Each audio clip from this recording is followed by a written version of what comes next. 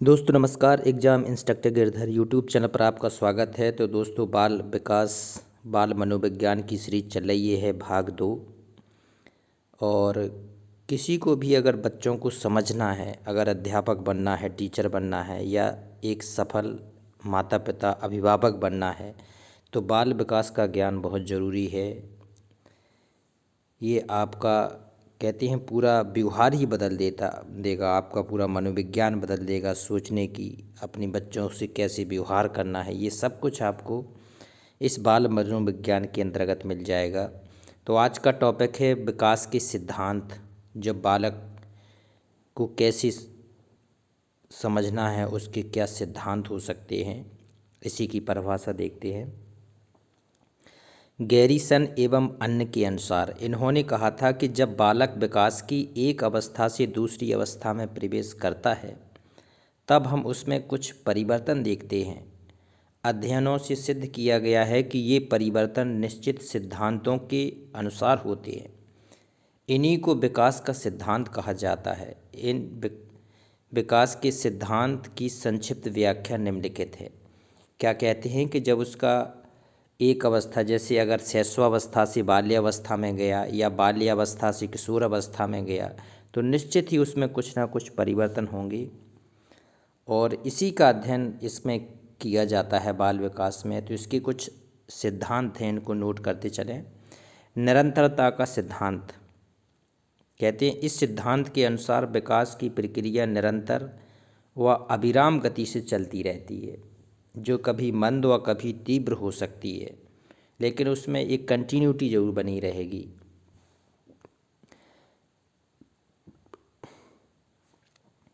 व्यक्तिगतता का सिद्धांत। व्यक्तिगत का सिद्धांत क्या होता है? इस सिद्धांत के अनुसार भिन्न भिन्न व्यक्तियों के विकास की गति एवं दिशा भिन्न भिन्न होती है। कहती है अगर दो बालक हैं तो हर किसी के सीखने की क्षमता भी अलग होगी, उसका शारीरिक, मानसिक, सामाजिक सभी प्रकार का जो विकास है जब अलग अलग होगा। तो दूसरी है व्यक्तिगतता का सिद्धांत। और तीसरी देखते हैं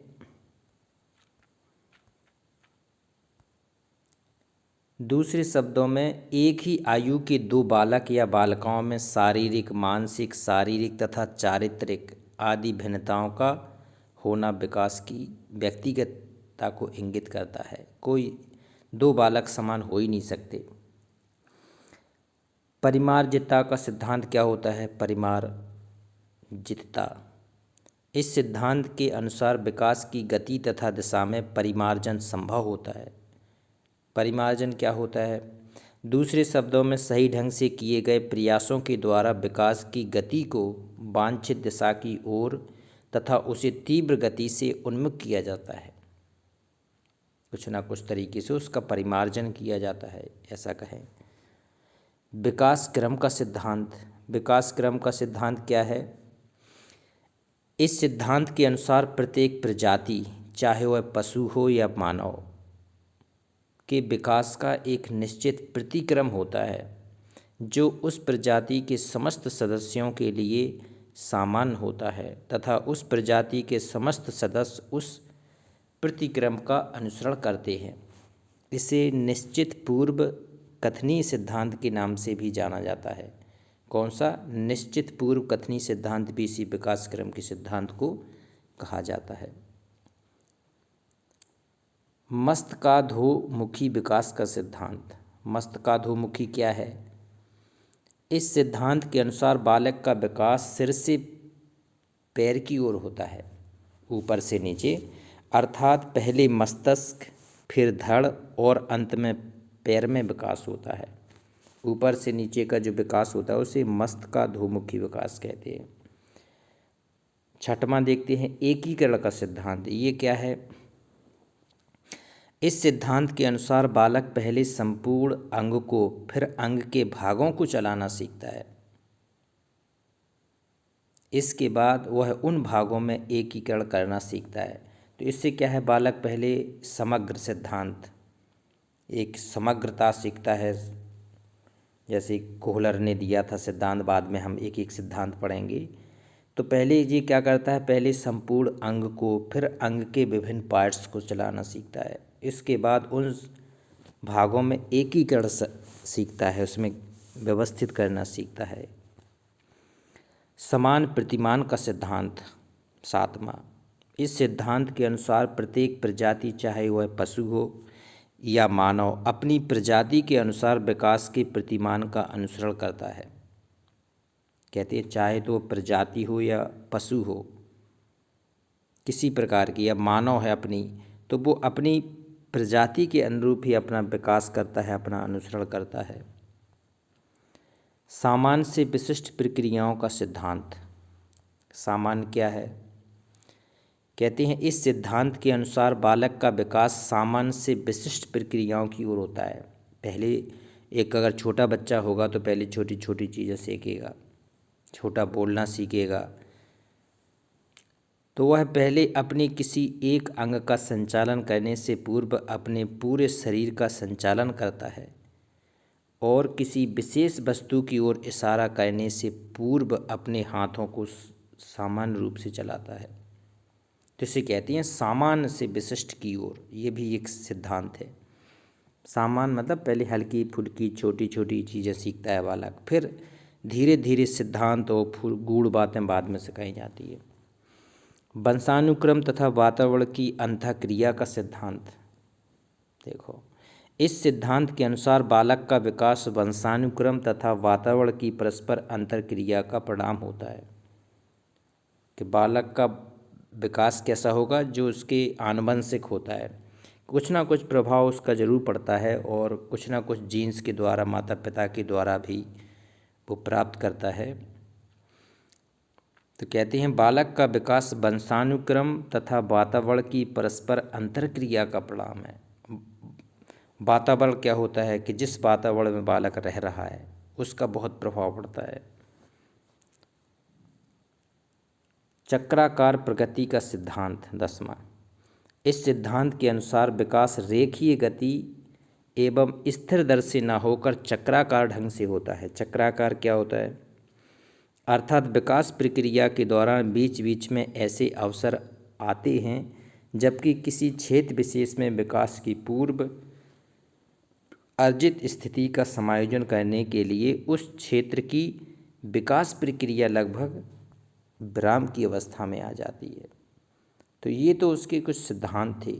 अब जो सबसे महत्वपूर्ण है वो है बाल विकास की अवस्थाएं।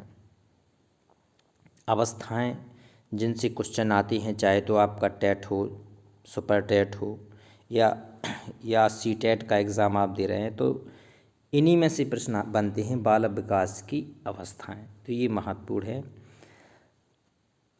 मनोवैज्ञानिकों ने अपनी सुविधानुसार विकास को विभिन्न अवस्थाओं में बांटकर उनमें होने वाले परिवर्तनों और विशेषताओं को पहचान कर यह स्पष्ट कर दिया है कि बालक का विकास एक अवस्था से दूसरी अवस्था में अचानक नहीं हो जाता, बल्कि विराम की गति स्वाभाविक रूप से क्रमशः होती रहती है। धीरे धीरे धीरे धीरे साल भर, अगर बच्चा 1 साल का, 2 साल का, 3 साल का, 5-6, जैसी 5-6 क्रॉस करता है तो शैशवावस्था से कहाँ आ जाता है? बाल्यावस्था में। और जैसे 16-17 क्रॉस करता है तो वो फिर किशोरावस्था में चला जाएगा।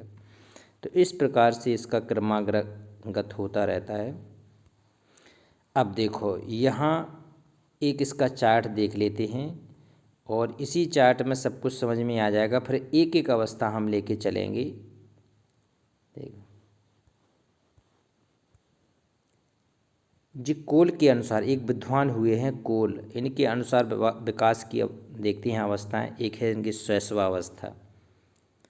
शैशवावस्था होती है जन्म से 2 वर्ष तक। जी देखो, हर विद्वानों का कथन अलग अलग है, तो विद्वानों के अनुसार थोड़ा बहुत इधर उधर हो सकता है।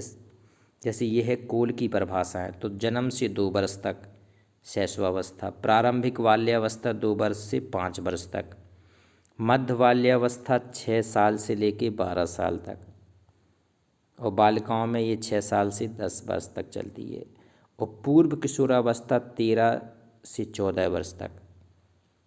इसको उत्तर बाल्यावस्था भी कहते हैं। और बालिकाओं में ये 12 वर्ष से 11 से 12 वर्ष तक होती है।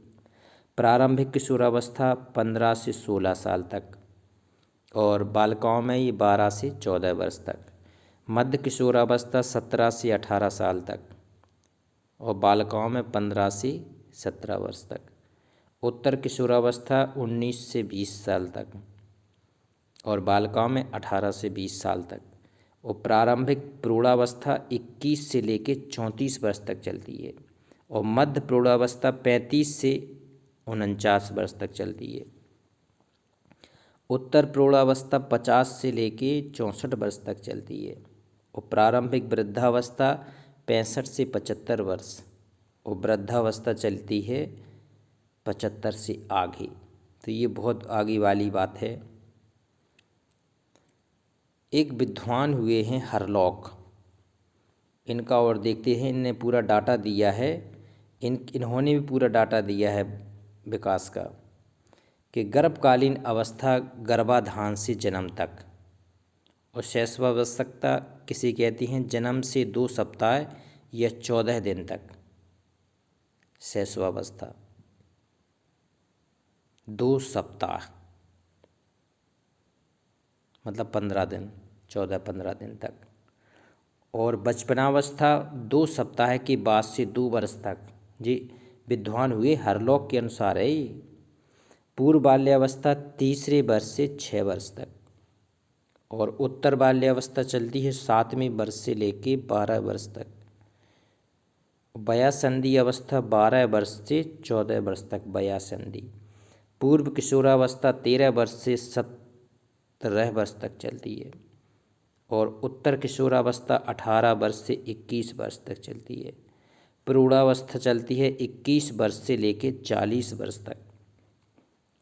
मध्यावस्था चलती है 41 वर्ष से 60 वर्ष तक, और वृद्धावस्था चलती है 60 वर्ष से ऊपर की जो अवस्था होती है वो वृद्ध अवस्था की मानी जाती है। तो इस प्रकार से जी विकास की अवस्थाओं का एक चक्र है, कब से कब तक कौन सी चलती है। अब एक एक अवस्था लेके चलते हैं। अब सामान्यतः अगर सारे विद्वानों का एक निष्कर्ष निकाल लिया जाए तो इस आधार पर हम कह सकते हैं कि इसकी मुख्यतः 5 अवस्थाएं होती हैं।